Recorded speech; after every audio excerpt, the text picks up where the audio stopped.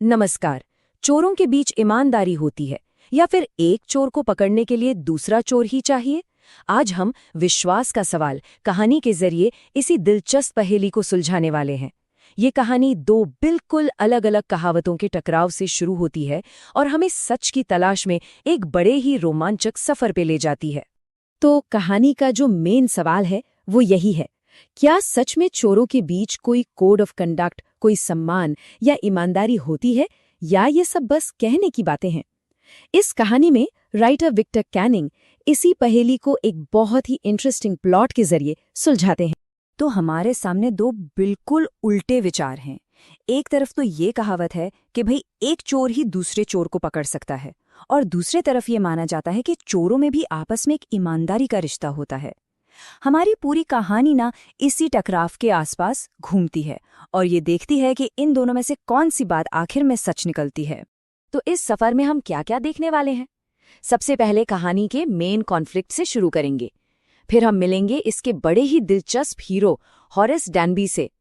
हम उस रात की डकैती को करीब से देखेंगे, जानेंगे कि कैसे हॉरेस विश्वास के एक जाल में फंस जाता है, और आखिर में इस बड़े सवाल का जवाब ढूंढेंगे कि भाई असली चोर था कौन। तो चलिए कहानी की इस सेंट्रल पहेली के साथ शुरू करते हैं, जहां दो चोर एक ही जगह पर हैं, लेकिन कामयाब सिर्फ एक ही होगा। हमारी कहानी का सेंटर पॉइंट है हॉरेस डैनबी। अब देखिए, बाहर से देखने पर तो हॉरेस एक परफेक्ट नागरिक लगता है। 50 साल का है, सक्सेसफुल है, एक इज्जतदार ताले बनाने वाला। उसके पास हेल्पर्स हैं, एक हाउसकीपर है, मतलब सब कुछ सेट है। लेकिन जैसा कि कहानीकार हमें बताते हैं, वो अच्छा और सम्मानित तो था, पर पूरी तरह से ईमानदार नहीं था। अच्छा, तो अब हॉरेस डैनबी के कैरेक्टर को थोड़ा और करीब से समझते हैं। वो कोई ऐसा वैसा चोर नहीं है जो लालच या मजबूरी में चोरी करता हो। नहीं, उसका मकसद तो कुछ और ही है। हॉरेस की दुनिया का असली सच है उसका जुनून, दुर्लभ और महंगी किताबें। ये शौक उसे 15 साल पहले जेल की लाइब्रेरी में लगा था, और अब उसका एक बिल्कुल फिक्स्ड, घड़ी की सुई जैसा रूटीन है।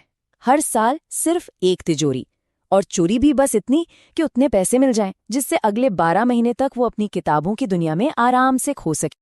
तो अब कहानी पहुंचती है जुलाई के महीने में, और हॉरेस वो बहुत खुश है। उसका अगला टारगेट है शॉटोवर ग्रेंज। पिछले 2 हफ्तों से उसने उस घर का कोना कोना स्टडी कर लिया है। कमरे, वायरिंग, रास्ते, बगीचा, सब कुछ। हॉरेस एक ऐसा प्रोफेशनल है जो कोई गलती नहीं करता, या कम से कम उसे तो यही लगता है। इस डकैती में दांव बहुत बड़ा था। हॉरेस को पता था कि तिजोरी में करीब 15,000 पाउंड की ज्वेलरी है। उसने पूरा हिसाब लगा लिया था कि उन्हें बेचकर उसे आराम से 5,000 पाउंड मिल जाएंगे, जो उसे अगले 1 साल तक खुश रखने और ऑटम में आने वाली 3 इंटरेस्टिंग किताबें खरीदने के लिए काफी थी। लेकिन जैसा कि होता है, कोई भी प्लान कभी 100% परफेक्ट नहीं होता। पहली रुकावट, एक छोटा कुत्ता शेरी। हॉरेस इसे बड़ी आसानी से हैंडल कर लेता है। उसे पता है कुत्तों से कैसे डील करना है। वो बस प्यार से उसका नाम लेता है और कुत्ता शांत। लेकिन असली दुश्मन बाहर नहीं, बल्कि हॉरेस के अंदर ही था। उसकी अपनी कमजोरी, हे फीवर। ड्राइंग रूम में तिजोरी के पास ही फूलों का एक गुलदस्ता रखा था, और फूलों की वही खुशबू उसकी नाक में गुदगुदी करती है, और यही छोटी सी चीज आगे चलकर उसके पूरे प्लान को बर्बाद कर देती है। जैसे ही हॉरेस अलार्म के तार काटकर तिजोरी की तरफ बढ़ता है, उसे एक और जोर की छींक आती है, और ठीक उसी पल दरवाजे से एक शांत लेकिन बहुत तीखी आवाज आती है। ये क्या है, जुकाम या हे फीवर? कहानी का असली खेल अब शुरू होता है। अब सोचिए हॉरेस की हालत क्या हुई होगी। उसने दरवाजे की तरफ देखा और पाया कि एक यंग, खूबसूरत लेडी लाल ड्रेस में खड़ी है। यहाँ से एक साइकोलॉजिकल गेम शुरू होता है, जहाँ दिमाग की लड़ाई ताकत से ज्यादा जरूरी हो जाती है। हॉरेस के तो होश ही उड़ जाते हैं। वो सीधा मान लेता है कि ये घर की मालकिन है। उसकी सारी प्लानिंग धरी की धरी रह जाती है। दूसरी तरफ वो महिला बिल्कुल शांत और कॉन्फिडेंस से भरी है। वो कुत्ते को ऐसे चुप कराती है जैसे वो उसका अपना हो। हॉरेस गिड़गिड़ाने लगता है, लेकिन महिला उसे पुलिस की धमकी देती है। उसने हॉरेस की सबसे बड़ी कमजोरी पकड़ ली थी, उसका जेल जाने का डर, और बस उसी एक पल में पूरी बाजी पलट जाती है। और यहीं पर आता है कहानी का सबसे बड़ा, सबसे क्लेवर मोड़। जब हॉरेस उसे जाने देने के लिए मिन्नतें करता है, तो वो महिला एक शर्त रखती है और वो एक ऐसी शानदार कहानी सुनाती है जो बिल्कुल असली लगती है। वो कहती है, मुझे आज रात एक पार्टी में ये गहने पहनने हैं, लेकिन मैं तिजोरी का कॉम्बिनेशन भूल गई हूँ। होरस को ये अपनी आज़ादी खरीदने का एक बहुत ही आसान तरीका लगता है। वो इतना रिलैक्स महसूस करता है कि बिना सोचे समझे उसकी मदद करने को तैयार हो जाता है। वो पूरे कॉन्फिडेंस से कहता है, ये मुझ पर छोड़ दीजिए, लेकिन मुझे आपकी तिजोरी तोड़नी पड़ेगी। और यहीं ठीक इसी पल में अपनी आज़ादी के इतने करीब आकर हॉरस अपनी सबसे बड़ी और आखिरी गलती कर बैठता है। वो महिला को खुश करने की जल्दी में उसकी सिगरेट जलाने के लिए लाइटर निकालता है और ऐसा करते हुए वो अपने ग्लव्स उतार देता है। उसे जरा भी अंदाजा नहीं था कि ये एक छोटी सी हरकत उसकी किस्मत का फैसला करने वाली है। हॉरस बिना ग्लव्स पहने तिजोरी खोलता है, गहने उस महिला को देता है और खुशी खुशी वहां से चला जाता है। उसे लग रहा था कि वो साफ बच निकला, लेकिन कहानी का असली ट्विस्ट तो अब आने वाला था। उसकी आज़ादी की ये खुशी सिर्फ 2 दिन चली। तीसरे दिन सुबह पुलिस उसके दरवाजे पर थी। उसे चोरी के इल्जाम में गिरफ्तार कर लिया गया। वजह? तिजोरी पर, सिगरेट लाइटर पर, पूरे कमरे में, हर जगह सिर्फ और सिर्फ उसी के फिंगरप्रिंट्स थे।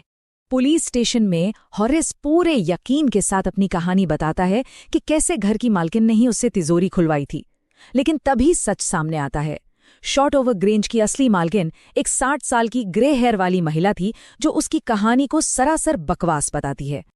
अब पूरी पिक्चर एकदम साफ हो जाती है। लाल ड्रेस वाली वो लेडी घर की मालकिन तो थी ही नहीं, तो फिर वो कौन थी? वो भी एक चोर थी, बिल्कुल हॉरस की ही तरह, लेकिन उससे कई ज्यादा शातिर और चालाक। उस महिला ने हॉरस का बड़ी चालाकी से इस्तेमाल किया। मेहनत हॉरस ने की, तिजोरी उसने तोड़ी और वो बिना कोई सुराग छोड़े सारे गहने लेकर निकल गई। उसने हॉरस की कमजोरी, उसकी जेल जाने के डर का पूरा फायदा उठाया और उसे उसी के खेल में हरा दिया। कहानी का अंत हॉरस के लिए बहुत ही ज्यादा विडंबनापूर्ण है। वो वापस जेल में है, एक असिस्टेंट लाइब्रेरियन के तौर पर काम कर रहा है। वो अक्सर उस चालाक यंग लेडी के बारे में सोचता है जिसने उसे धोखा दिया, और अब जब भी कोई चोरों के बीच ईमानदारी की बात करता है ना, तो उसे बहुत गुस्सा आता है। तो आखिर में कहानी कौन सी कहावत को सही साबित करती है? जाहिर है पहली वाली। लाल ड्रेस वाली महिला ने एक चोर को पकड़ने के लिए एक चोर की तरह ही सोचा और उसे अपने जाल में पूरी तरह फंसा लिया। जहां तक ईमानदारी की बात है, इस कहानी में तो वो दूर दूर तक कहीं नहीं थी। ये कहानी हमें सिखाती है कि कभी कभी जिस पर हम भरोसा करते हैं वही सबसे बड़ा धोखा दे सकता है, और दिखावे पर कभी विश्वास नहीं करना चाहिए।